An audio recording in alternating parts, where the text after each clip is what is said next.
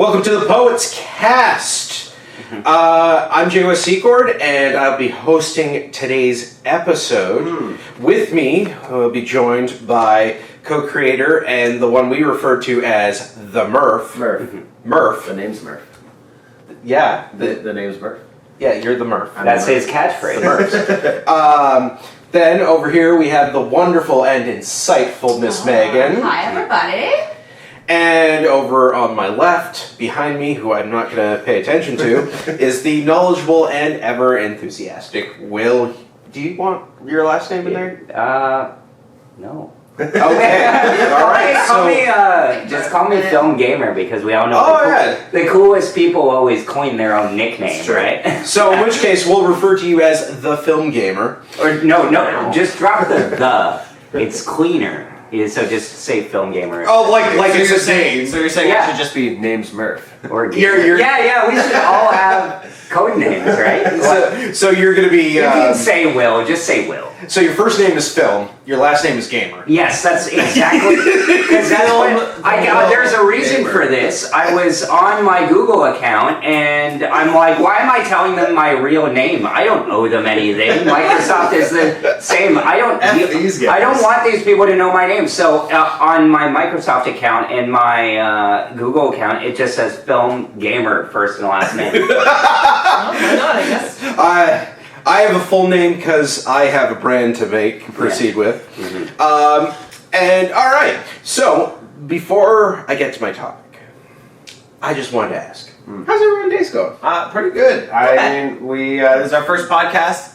We're gonna see how it goes. I had bacon this morning. Decent. I went to the grocery store at 7 a.m. Fun fact: grocery stores are open at 7 a.m. This one is nice. Pretty crazy. That's really too early. That's very reasonable. We needed bacon. I would expect 6 a.m. I had to get bacon for everyone. Bacon, so we had to. So, I wanted to ask, what are people's expectations for the podcast, and what we're going with? This is just a pre-topic. Why don't we start this way and move this way? So I have one idea is that every time we hit the table, it probably messes with the mic. Yeah, I was just thinking that. Yeah. So we gotta try not to hit the table. But it's soft, because you put on your nice rug there. So. This is a blanket. It's a blanket. It's a rug. The difference between blanket and rug. No, it's blanket and rug. It's a fucking rug. I wasn't being specific. All right. Anyway, yes. Doll. What are people's feelings of expectation with this podcast and everything? Going forward, our podcast will be very accurate, and I will not refer to blankets as rugs. That's a good goal.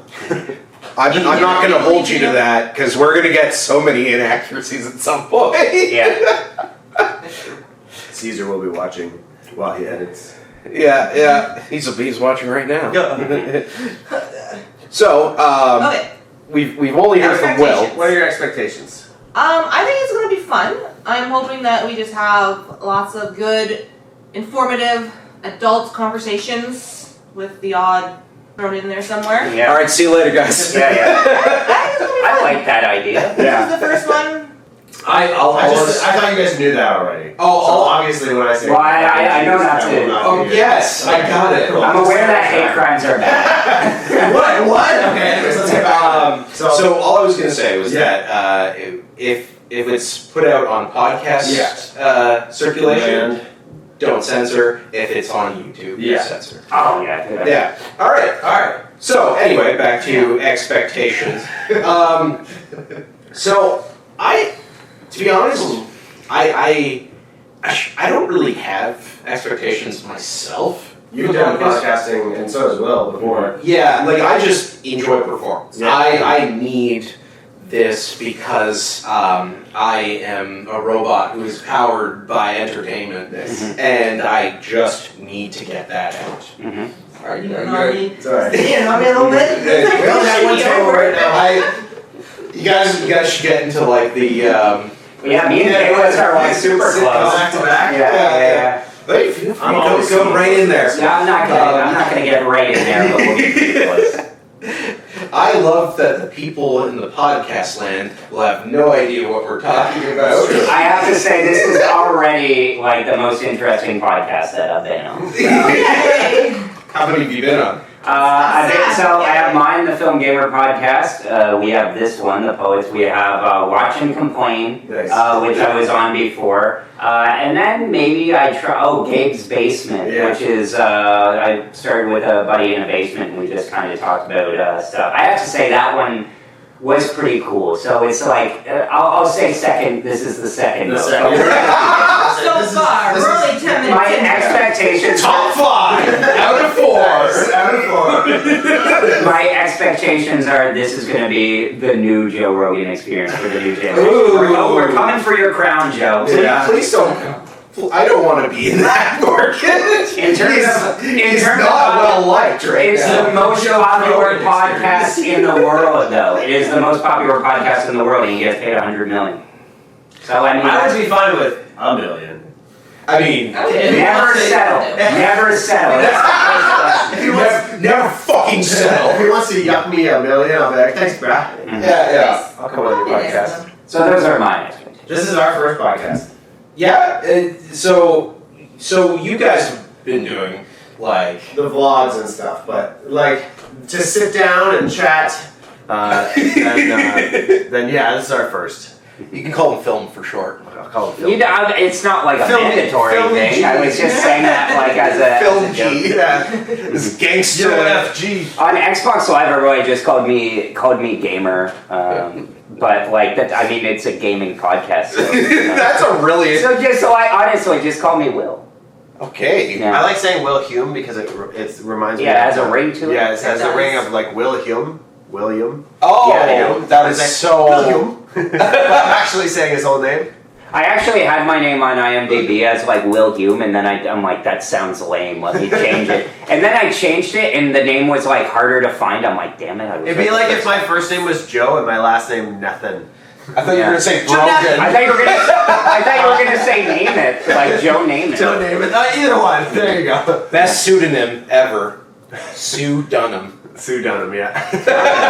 I like that. I love that you wanted to keep your name out of it, and then you said your full name. Well, this is 3 times. I didn't say my full name. I said his You full name. did say, But he said the name first, so it's like the cat's out of the bag. Yeah. Let's roll with the punches. damn it, Will Hume! You did it first.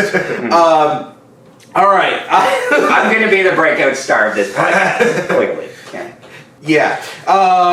You got it. I believe in you. Thank you. Yes. See, I already have support of half the Yeah. pod, So including myself. now to get on to the topic, because I felt like that introduction was necessary, especially being the first episode, and we have some new podcasters here. That's you. That's you. That's not me. Couldn't be, then who? This is why we're friends. Go ahead. We're friends. Surprise. I thought this was a work thing. So, what you guys may or may not know, I'm not sure who I've told and everything, but I'm currently trying to work to make a gaming company. I'm in the process of working with some friends, and we're establishing it, so it might not get up for a little bit. Yeah. So I won't be mentioning any particular projects or even the name of the company just yet. But the reason I bring it up is because, I'm the creative source in this thing, and so I'm coming up with all these ideas and concepts, and one of the things that I want from my games is for them to be memorable. Oh. And this has brought several different questions to my mind, Yeah. but the main question, and the one that I bring to y'all, Yeah. I'm doing Texan stuff in a play. You're the little southern boy. Is Games about cowboys. Sorry, go ahead. yeah. Writing that down. Put some broke down in there. Cowboys. You'll get all of these. Gay cowboys. Damn, it's been done. It's press X for sensual touch. I'm more of a square man myself. It's going to be hard to clear the market on that one. I was gonna say, Anyway, those square I got both references. Hey, what do you, what makes a video game memorable? Do we just kind of blur it out? Yeah. Blurt it out. Storyline. Storyline, yeah. It's got to have a precise, clean storyline, start to finish, and then with the feels and the fucking all that other stuff in the middle of it. You know, Yeah, throw some feels in there. It's got to be clear cut and Can you just think of to one? the point. What's the one game that we played?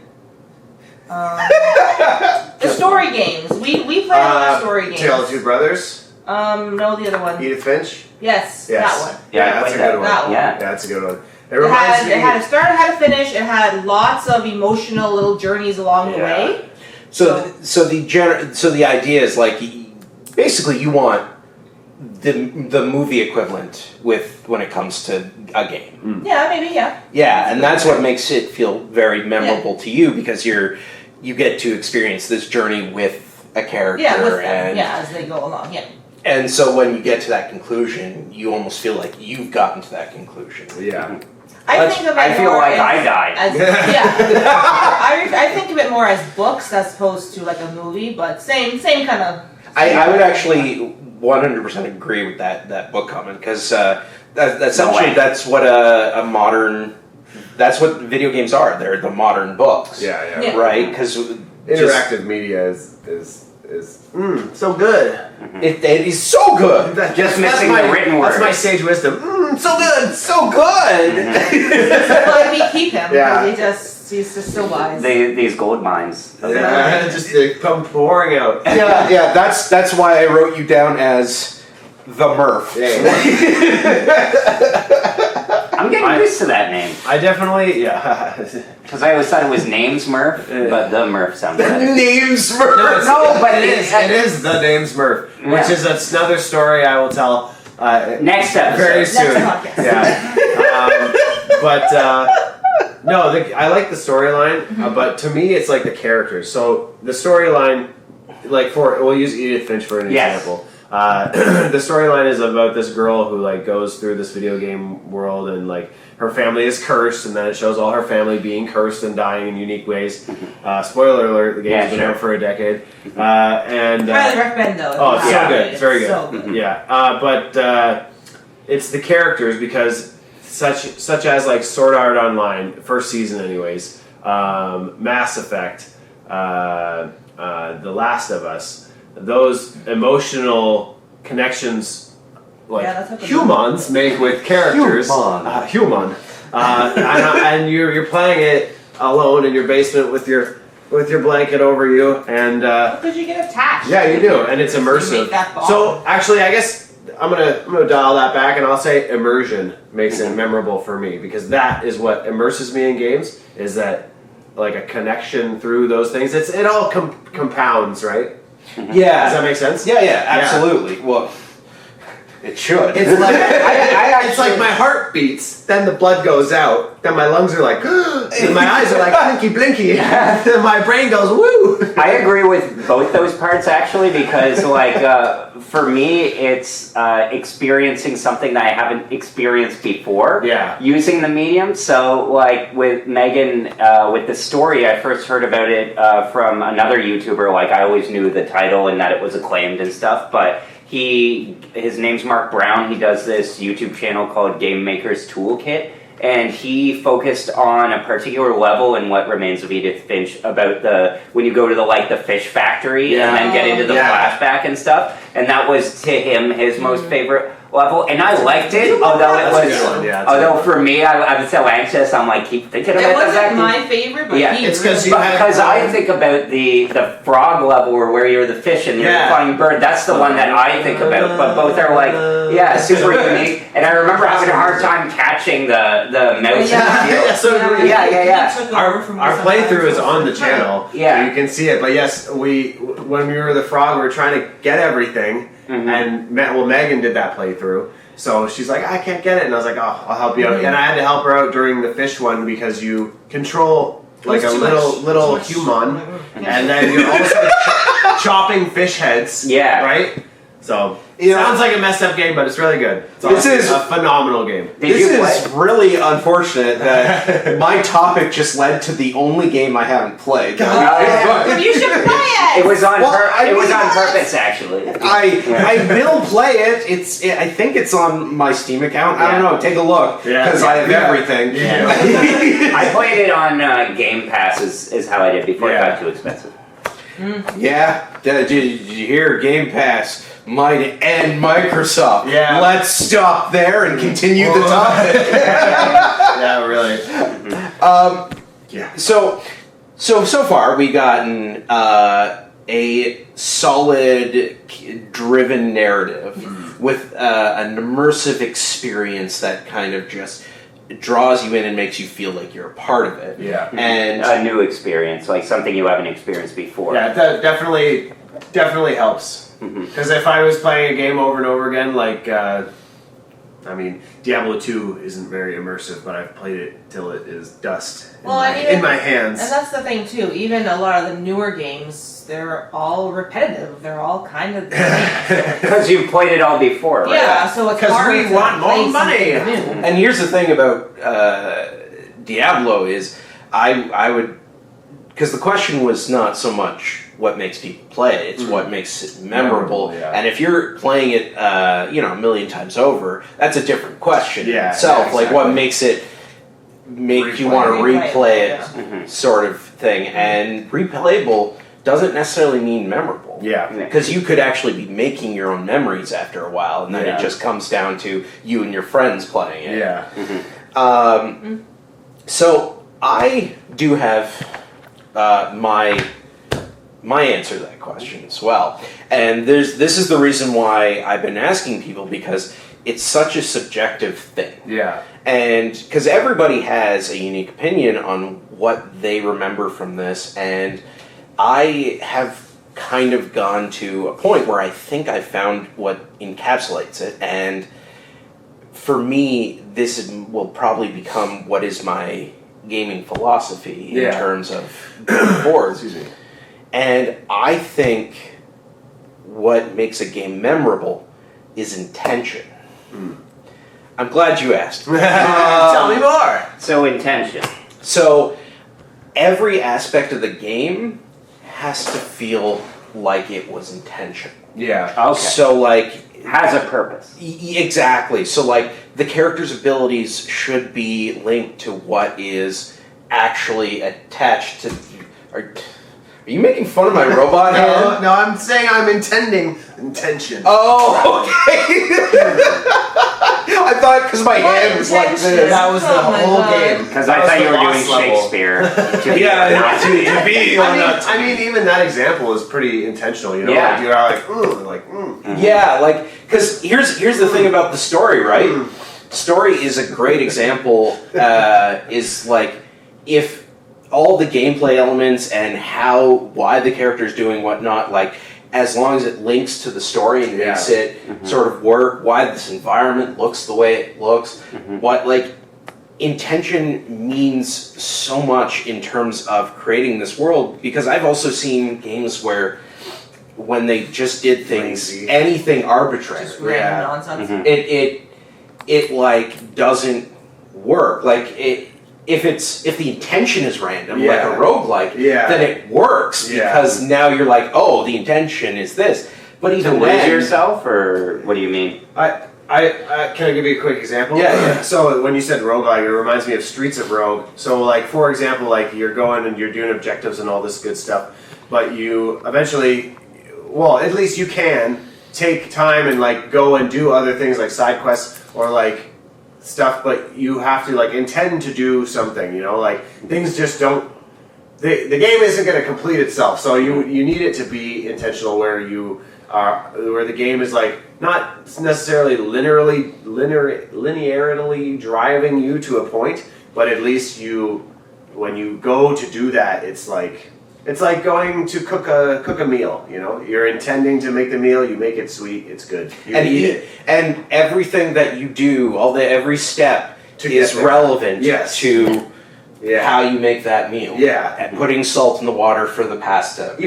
Even The Witcher 3, whereas like you can go off and do your own thing and do stuff, but it's all relevant to the game, you know. Exactly. Yeah. The world To the character. demands these elements. The world demands that, oh, if I create this one aspect of the game, it's because this purpose lines up with what the story says and what is necessary for the gameplay in order to move forward and progress through the game. Do you think there's a point to, and I thought about it, what Megan's saying with like the last 2 generations of games? Like my favorite generation of games is like the PS3, Xbox 360, Wii era, and I find like the intention in those games, there was a lot of like experimental stuff going on, and to your point about like making it a meal, the intentionality of that was like much more original, whereas I feel now where like everything feels like the same meal. You know what I mean? And I'm kind of like bored by that. Like, let's get some new recipes. I don't know. Do you feel that way at all? I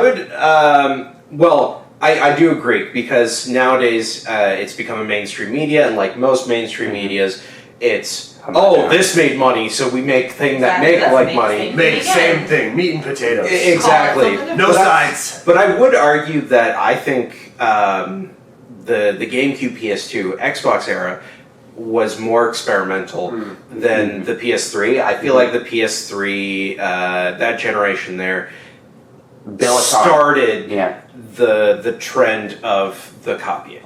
Because things started to look more similar around that time. There was still some experimentation. He's right, because I get what you mean. It was the beginning of clones. You know what it reminds me of? It reminds me of Melee, Super Smash Bros. Melee. Yeah. Or sorry, Which came out Super Smash Bros. Brawl. That was the first one, right? No, Brawl was the Super Wii Smash Bros. Was the original one. Then Melee, then Brawl, then Ultimate? Then Super Smash Brothers for Wii U, and then Ultimate. Well, so pretty much at the 3rd iteration of Super Smash Brothers, it's all shit. So it's like because they tried to attempt to appeal to more casual people. They're like, what's good? And then they're like, oh, these are all these cult classics. Like, let's grab Super Smash Bros. Brawl, and then they made a good sequel to it, Melee. The prequel. No, Melee came first.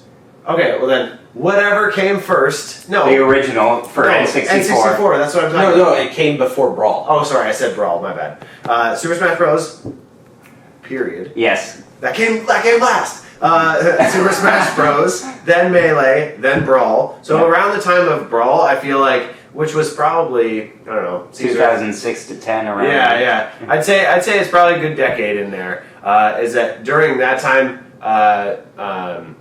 like into GameCube, into Xbox eras, the Call of Duty began and existed, and I'm not saying Call of Duty's at fault here, don't get me wrong, but I'd say around that time, people, like you were saying, Will, were like, oh, what works? This? Force feed, like, people will buy it, let's just make more of this. And I think that stemmed from, and I don't want to say it stemmed from Nintendo, because I don't want to shit on Nintendo, but I mean, Nintendo is infamous for literally making the same games from their, like, start to now. See, here's the thing, though, is that actually wouldn't be Nintendo's fault, because Nintendo is just doing what they've always done. Yeah. I think that's legit. Other companies started doing it more around popularity, because, as you noticed, nobody was doing what Nintendo was doing. Yeah. Nintendo was just doing what Nintendo was doing. And then and everyone else is like, let's do more of that. But the minute Gears of War came out, there had to be like 7 more, 5 more duck and cover shooters. And so I can't exactly put the blame on Nintendo in that. In fact, I would argue just around the Brawl era is where I would say it kind of all went to shit. Yeah, mind you, I think Ultimate is the best Smash Bros, but that's another story. We're not in that topic, because as a huge Smash Bros fan, I have Smash Bros. I have a lot of knowledge about Smash Bros. So what do you think of the Wii U 3DS one? There's a 3DS one. Oh yeah. It was the same. It came out. It's the same game. Came out at the same time. Okay. Like, what do you think of it? Because that's like the one that I have that I've played the most, actually. Oh, well, it's actually actually pretty damn good. I would say mechanically it was probably the best one, but that is not what we're here about. I just wanted to feel good about buying a Wii U because I didn't buy any Nintendo console, and then I'm like, I'm gonna buy a Wii U because I miss the Wii era and I miss N64, and I bought it, and it was Nintendo's like major flop, and then the Switch immediately afterwards was super successful, and the Wii before that was super successful, but the Wii U was them experimenting, trying something new in it. Was that the one that you could like blow onto the gamepad? Yeah, essentially. Yeah. Mm-hmm. I'm pretty sure I had one at one. Well, you should feel bad for buying it, but that's it. I only paid $20, and then the kindest stranger on Reddit gave me all of the DLC when the shop was closed. A person on Reddit? I don't believe it. Yeah. Holy shit. No, there was an a-hole on Reddit that I have another story about that I won't tell. That was like during the 3DS shop closure. That's a whole nother story. We can talk about during our game preservation. We'll cover Will's Wii U journey later. Mm-hmm. Good story. To the depths of Reddit. Coming soon. And let me tell you, there were depths for sure. Though going back to Nintendo. Mm-hmm. Nintendo, I think, is actually the company that is the best example of a company of intention. Okay. Because they've never changed it. Well, not only that, but like every aspect of every game is intentional. Yeah. Right? So like, here's the thing, is when I say memorable here, memorable can mean bad. And so like, even Nintendo's bad games are very memorable because it was all intentional. For what? Sonics? No, that's Sega. Sega. Yeah. Whatever. It's still for the Switch and Wii and so forth and so on. The Genesis. You know what I'm saying, sweetie. How are we doing this? Oh God. No, I'm referring to I'm referring to things like Metroid Other M, which infamously came out and people hated it because obviously they took the character that everyone loved of Samus, which was this badass bounty hunter character, and they made her sort of this like worried, timid. And like the Japanese version, apparently her personality was slightly better, but not in any regard that was good. And but here's the thing. The intention of the game was all intentional. The original creator of Metroid wanted to make a new Metroid game, and he was super like dismissive of the Prime series because I don't know, Americans, I guess. Really? Damn Americans. But he was like, I'm going to do something different. I'm going to make a storyline, and so Nintendo. Apparently, Nintendo doesn't know what a bounty hunter is because they actually thought Samus was a space adventurer with a heart of gold. And they saw her as more of a mother figure and all that, like because and the patriarch, which is hilarious because Metroid Prime 3, patriarchy. Because Metroid Prime 3 was actually supposed to have bounty hunting missions that were cut because Nintendo didn't get it. They didn't want it. But how much of that is because Other M was developed by Team Ninja, who did the Dead or Alive series and stuff. How much of it do you think it was them? Like they were picked so that they would do that, and how much of it do you think was Nintendo? Because I'm always like curious about. It's a little bit of both. So basically, they were just a development team. Yeah. And the executing Nintendo's vision. Yeah, because the original director wrote and directed the game. Oh, I see. Okay. I see. Yeah. So good to clear that up. You're welcome. I didn't know, so I'm. No, thank you. No, thank you. Yeah. I have a lot of knowledge on that stuff. If it's a game that is like one of my personal favorites, I gained a lot of knowledge on its stuff, and I look up a lot of that stuff. But that's kind of what I'm getting at. Like, intention really creates this memorableness because you can, because everything is connected to each other too, that one moment in any game that you remember is always connected to everything else in the game. Yeah. So the minute you remember this aspect of the game, you're going like what we look at. We look at the story of Edith Finch. Edith. Wow, Edith Finch.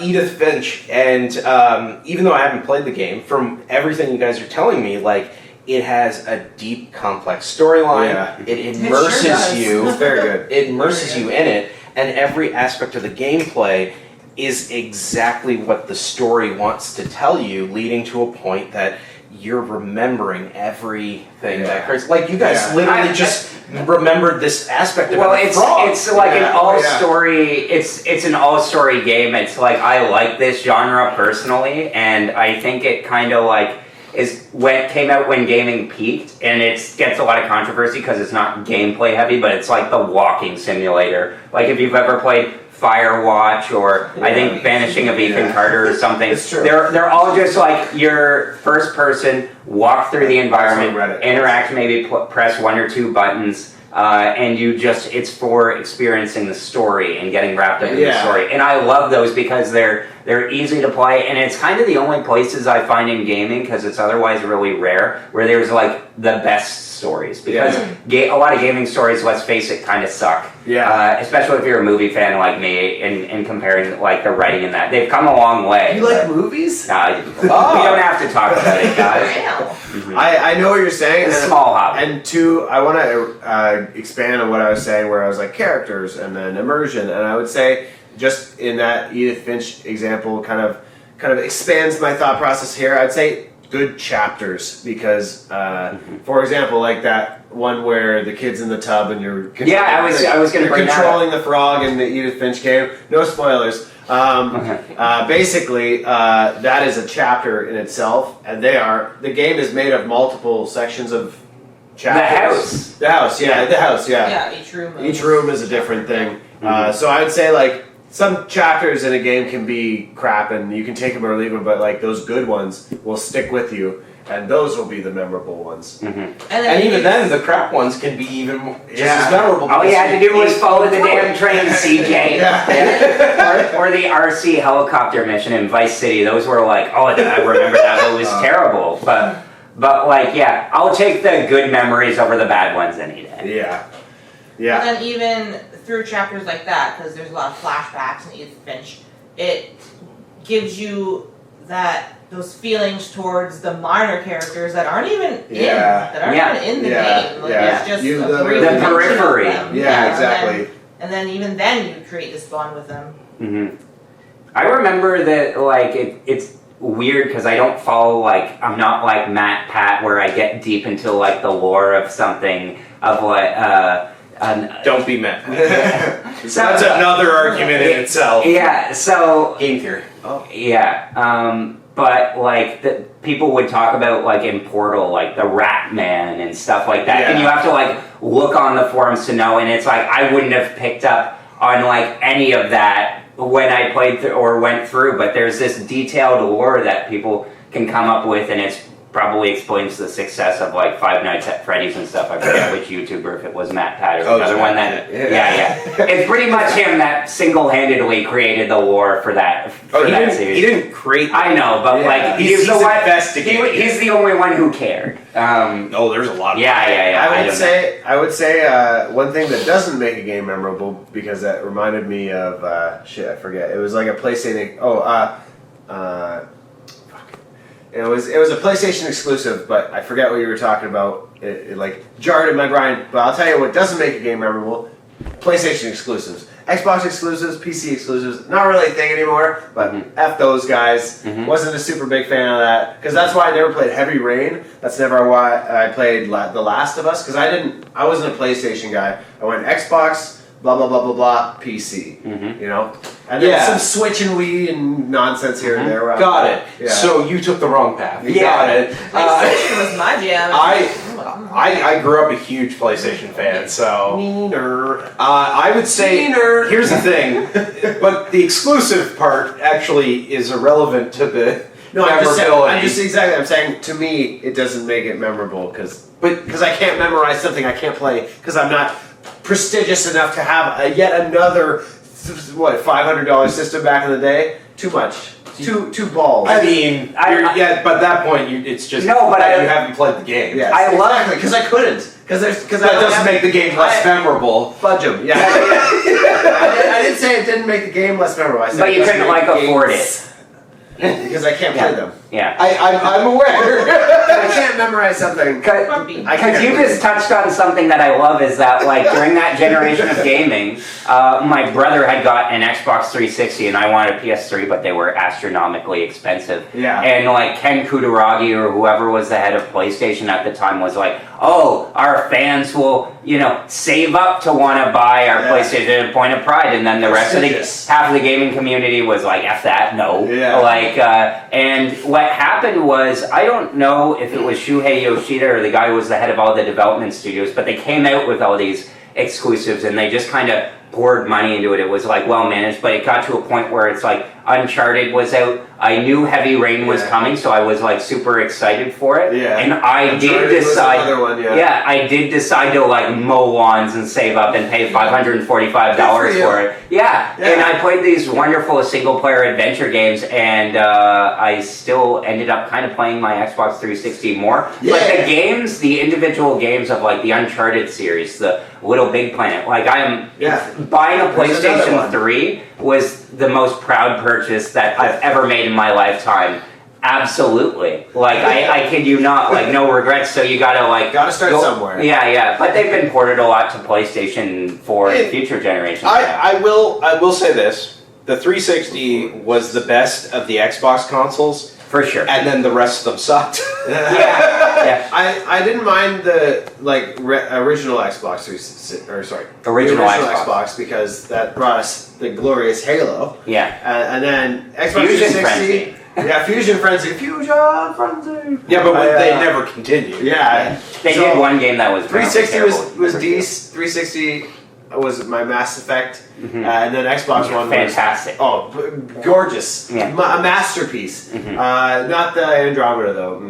Yeah, I skipped that. Oh, that was like Grandpa falling down the stairs. Grandpa, you've done so much with your life. You're a war hero. And I'm going to circle around again back to the topic. The reason you remember Andromeda is because they intentionally left a terrible ending at the end of 3 so that you would buy a new game that ended up. There was a lot of controversy with 3. They did. I wasn't like over the third ending. I was. No, I was like, is that it? Okay. Yeah. But that was the intention to make sure it that crappy on douche move. Yeah. Have you ever? EA was literally rated the #1 worst company in history. Not video game company. But that was but that was like a fan poll voted on by video gamers. No. If Reddit says it exists, it must be true. No. This was a legitimate poll. Done by businesses. Not by business. Oh, sorry, not businesses, but like people outside the gaming industry. Voted on. But it's like you think. But do you think that they're generally worse than like corrupt oil companies or mining companies or insurance companies or something like that? Yes. Like I don't think so. I think it's pretty bad. My next game. I agree with you. It's pretty bad. Okay, go buy an EA game. Don't stick force in outlets. I mean, this will come up in a news topic later, but the guy who used to run EA, the CEO, John Riccitiello, went to work for Unity, and then he announced that retroactively everybody who worked on Unity would have to pay his company like a bunch of money, and he walked out of the company very recently. Actually, Unreal is doing a similar thing right now. Oh. But intention. Yeah, we're at 41 by the way. We're at 23. So I want to actually create an example of a game where I find that it actually didn't have that intention, so it ruined that memorabilia for me. And it in this way, it's memorable because I got onto this topic myself and it got there. So there's this game that just recently came out. It's a 3D platformer, and it's called Boti.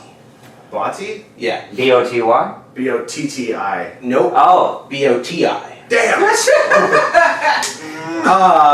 And so you're playing as this little. It's Dude, like there's an eye. inside a computer. Yeah. And you're this little dude trying to fix the computer or whatnot. Yeah. And it's a 3D platformer, and it, like, when you first see it, the world, the design and everything, it's amazing. It looks stellar. It's like there's this like water on the outside, but it's like not water. It's like digital type of thing. Is this on PC only? No, it's Like the 90s. or actually, I think it's just on Steam. The 90s show reboot, but better. No, Reboot's way better. It's true. Yeah. First they tried. Wait, are you talking about the 90s show, the Yeah. 80s show, or are you talking about the show Reboot? I'm talking Literally. about the show reboot, yeah. Yeah. Okay. And they wait, but they seriously rebooted Reboot, Yeah, right? yeah, Because I always actually, thought it was a it's- joke. it's ass. Okay, yeah. Good. Neat little tidbit of information. Reboot was the first CG anime. Oh, ha ha ha. Will's like, what did you do? Tidbit, not Yeah, a tidbit. Chimp? That's a bit of are you a chimp? I might be a chimp, thank you. Yeah. Fun little tidbit of information is Reboot was Yes. the first CG animated series Yeah. on television, and it was a Canadian show. Thank And you, Canada. that company went on to make the Ratchet and Clank movie. Oh yeah? Yeah, Oh, really? The That's Ratchet and Clank unfortunate. movie. That's a unfortunate. movie? That's very Yeah, I have unfortunate. not seen it. it is Apparently not. not great. Oh man, Ratchet and Clank, that's another series that I only played because I had a girlfriend back in like, oh god, like the high school who had those games for PlayStation because I had GameCube, of course, and oh, so good! Ratchet and Clank grinding, that's like my jam. It is. Anyways, You'd love Sunset Overdrive. Sunset Overdrive, yeah. Yeah. Well, we'll play it. Yeah, that's right. Both Insomniac games. I Yes. played through it and enjoyed it. It was one of the reasons I got an Xbox One. Nice. And it was like reversed Yeah. from the PS3 360 era because I had gotten the PS4 first and then I decided to get the Xbox One as opposed to getting the 360 first from my brother and getting the PS3 later. But they had at the time like at least Dead Rising 3, and I wanted to play Quantum Break and Sunset Overdrive in the new Halo and the new Gears. So I was like really excited to play that, and then after Sunset Overdrive, which I remember came out on the same day as Taylor Swift's 1989 album, it was like Xbox gave up doing those kinds of exclusives just almost entirely for Yeah. a long period of time. They never had exclusives. Yeah. It was always on PC. It was, very seldom. Yeah, Which is but why like the Xbox also becomes redundant. Yeah. but the PC platform is also like a Windows platform, so that's why they do that. Yeah. Yeah. Anyway, Body. so going back to Botti, like I said, right off the bat, it has this really cool aesthetic. Everyone is this little robot with like a monitor face and stuff like that. Is it multiplayer? It's got co-op, yeah. Yeah, we could buy it and Oh, play it on the. don't do it. Another JWes We Murph already played adventure. it. Yeah, the JWes Murph. Da-da-da-da-da-da. And then we like Falls sitcom downstairs. pose. It's all downstairs. But anyway, so I played the demo for it, and I was disappointed to see that it was the most generic control scheme possible Yeah. for a platformer. So like, you have your typical jumps, which is obvious, but like. You can jump. But like the character has no arms, so their attacks were these weird little things on their side of the head that would just pop off and attack, and like it had no other purpose other than this. So like it was just like, okay, you just arbitrarily added this, so it's Yeah. like, and it had an air dash for no reason, which made no sense to anything. So you can jump, air dash, and swing your hair back and forth? Exactly. Like there was no every aspect of this. There's even like a ground pound, and like it just had a ground pound for the sake of having a ground pound, where it just Something. Yeah, dropped. pound that ground. Yeah, and so like it was so all the controls were so generic, so arbitrary that they had no relevancy to what the character was. The character was this cute little like tripod on monitor on a little tripod, and they could like, oh, let's have the character, you could have he plugs into this and then he hacks little circuits or something. Like, you could make it intentional, and it would be so memorable. But like the minute after you get past that initial like, whoa, really cool looking world, you're like, oh, this again. This is boring. What's new? Yeah. And it's like that's the whole game. Yeah. I mean, like the demo, but yeah. I was thinking when you were saying it, I was trying to look it up. I think it was called like Never Dead, where you're like basically this guy whose arms get like chopped off and stuff, and like a zombie who can kind of come back together to solve puzzles. That reminds me of Stubbs. The Stubbs. Oh yeah. I just finished that. But anyway, that's another really good example of a memorable game. Yeah. Because so Stubbs the zombie, like the game itself is not great.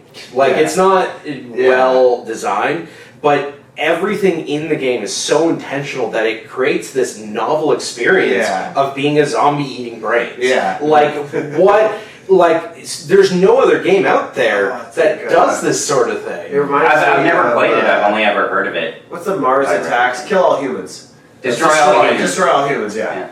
Oh, that's another really novel game, right? Like everything in it is intentional. Like how they do the anal probes, how I must have missed that part, but yes. There's literally a gun that you shoot. It's an anal probe and it explodes their head, so you can take their brain stems. Oh. Oh damn. I forgot. Wow. It's been like. It was one of those games I always played that game. It's one of those games I always wanted to play, but it was like, Mom, can I rent a game? No, they're too expensive. Well, they remade both. Yeah, I think I played one of them briefly on. Was that Path of the Furon? No, Furon. That was that was another random sequel. Oh, okay. The game had a few like sequels that just didn't pan out. One of them was Rise of the Furons, and the something of Big Boy or something like that. It was for the Wii. Furon just reminds me of Pitch Black. Yeah. I think of them all the same. It's like, who's using these? Where does this word come from? Yeah. Sci-fi nerd word. Sparta. Yeah. Sparta. So that is Greek. So Greek. Yeah. Let's move on to the Greek section. Get into the Greek. So that is okay, movie. Basically my whole topic. I don't have any more planned. Oh, thank you. Everyone, I like your topic.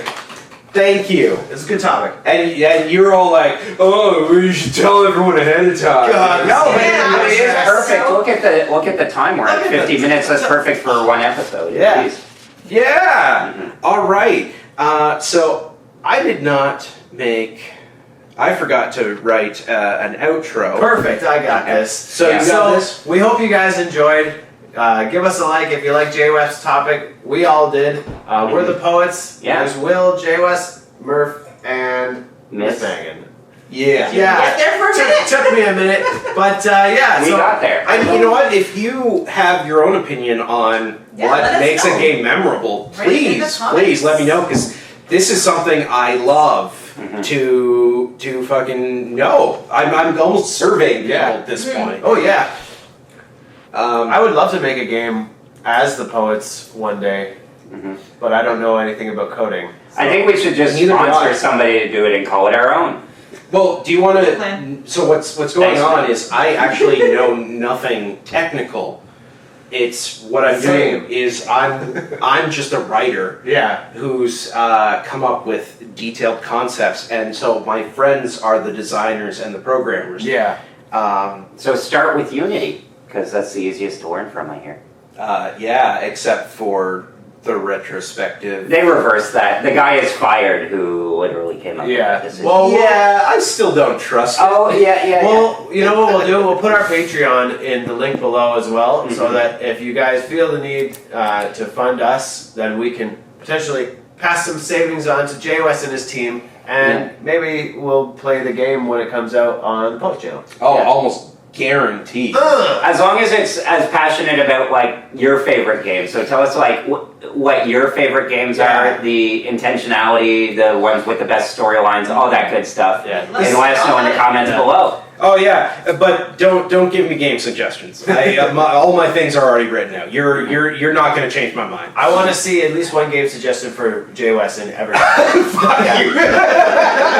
And then we get like one comments like, I want a game about bots. And About bots? bots. I want them to have little hair swingy things, jump dashes. Jump dashes.